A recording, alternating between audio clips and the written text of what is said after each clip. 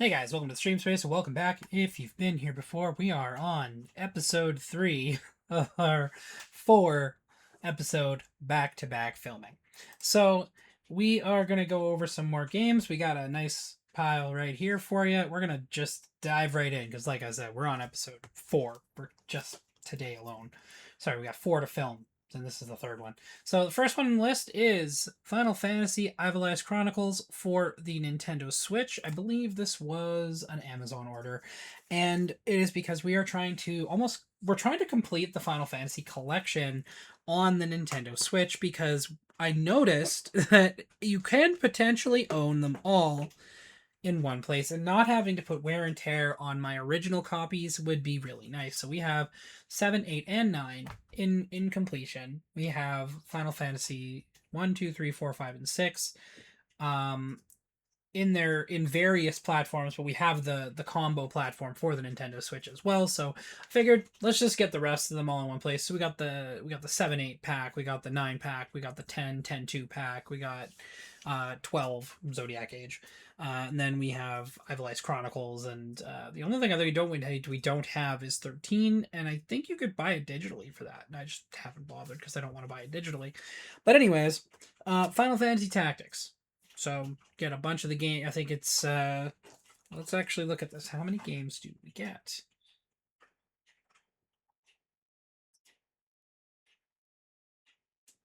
I think it's just the original game, the original Final Fantasy Tactics for the PS1.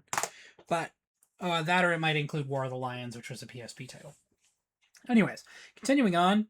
Again, this is the only exception to my game card rule, and that was Pokopia, and that is because they didn't really give us another way to play it unless we wanted to buy it digitally, which I'm not going to hand them $100+ for a digital game.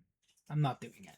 But Animal Crossing meets Pokemon meets Minecraft. I mean, I don't really think you can go wrong there. I have only played a teeny bit of it, but my fiance has played a metric ton of it. She is right into it. I don't know if she's beaten it yet. I don't know if you can beat it, but she's pretty far into the game. Next up, and we'll do an unboxing for this when we actually get to it.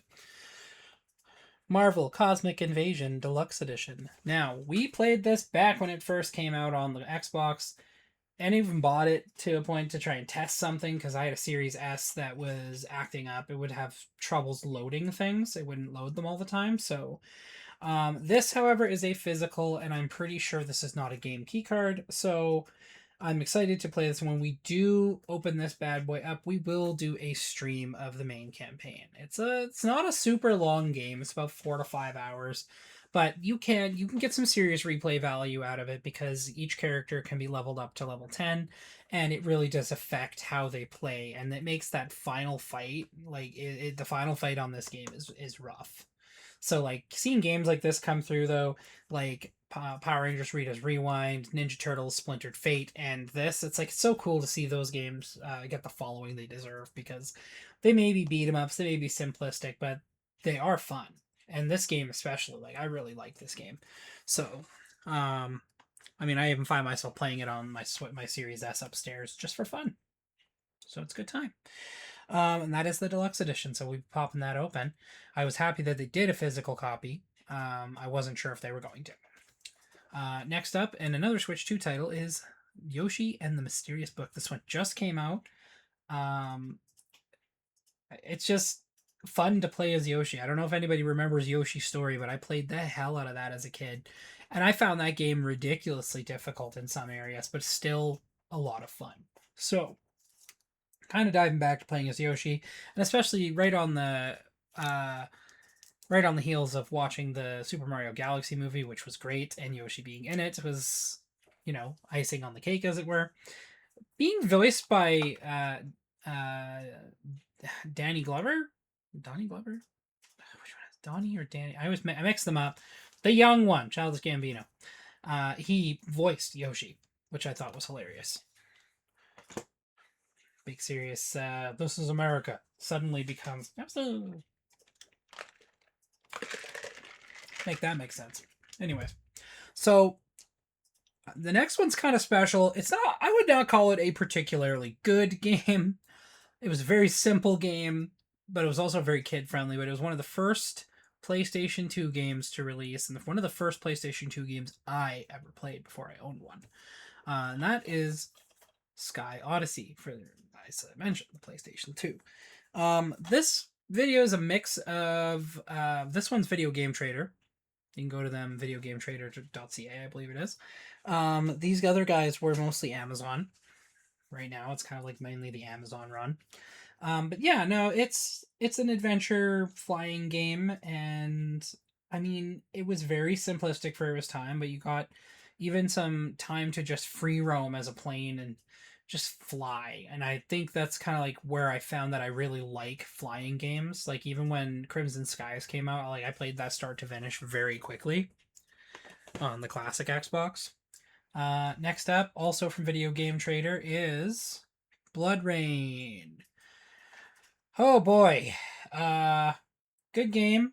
Very freaking hard, and there's this part where you have to fight a boss, and I remember getting stuck there and actually not being able to finish it. So that was the GameCube version, and I just was not perceptive enough to play some of these action horrors. Even Resident Evil, I couldn't play any of those to completion like I can nowadays.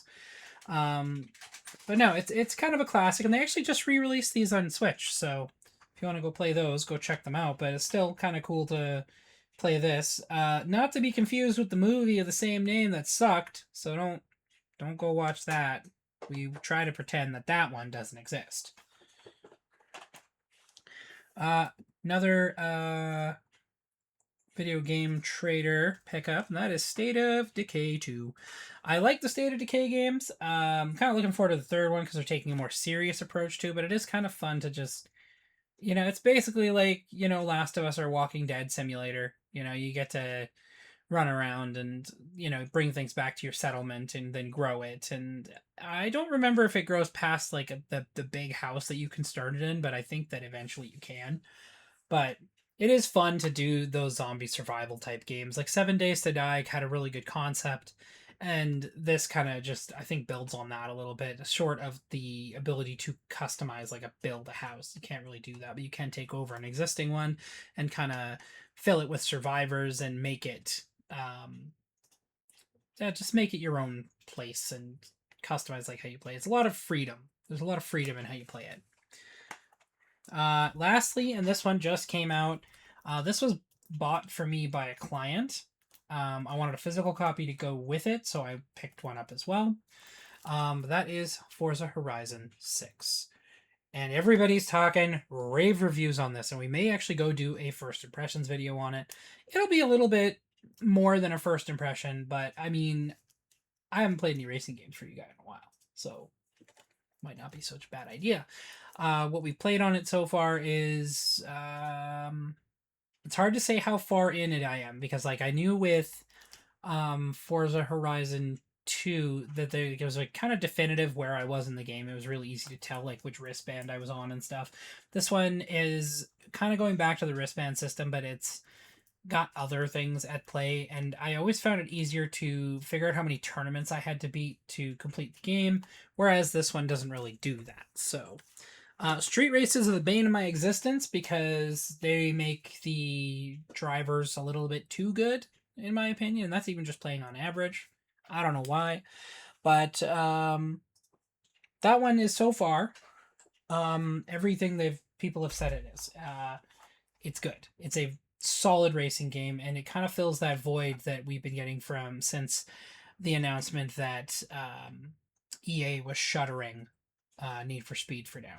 I hope that they come back. I hope that they bring that series back. It would be really, really cool to see Need for Speed come back. I mean, they could do Need for Speed Underground 3, just as an example, and everybody would rush towards that. I don't think there'd be a racing fan for that play, like a gaming racing fan, that would just not jump on that immediately. Okay, so our next that kind of concludes our video here. That kind of concludes our gaming pickups for this video. We have one more that we're going to be filming. We are probably going to release these within a short order. They'll probably be released within a very small amount of time.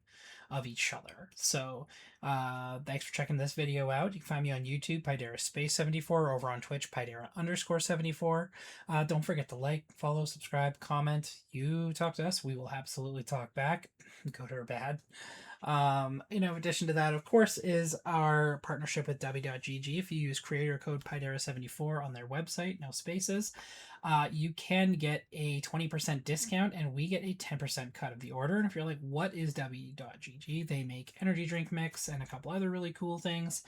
I've really liked a lot of their stuff. Like I have not had a bad drink from them yet, but they do. You can buy a tub and make like 30 drinks out of it. You can buy. I believe they started doing canned stuff, and they also have tumblers, sweaters, and hoodie or tumblers, sweaters, and hats. I think it is. Of course, we also have our eBay page, which is ebay.ca /SV Retro Tech. And we sell custom, or not custom, we don't sell custom anything yet. We sell gaming paraphernalia in general, games, gaming stuff, collectibles, just cool things to put on a shelf or play. Lastly, of course, is our tipping link through Streamlabs. You can, of course, throw something in there and we'll make sure you get a shout out to say in some future content. Thanks for checking out this video, and don't forget, check out the next one.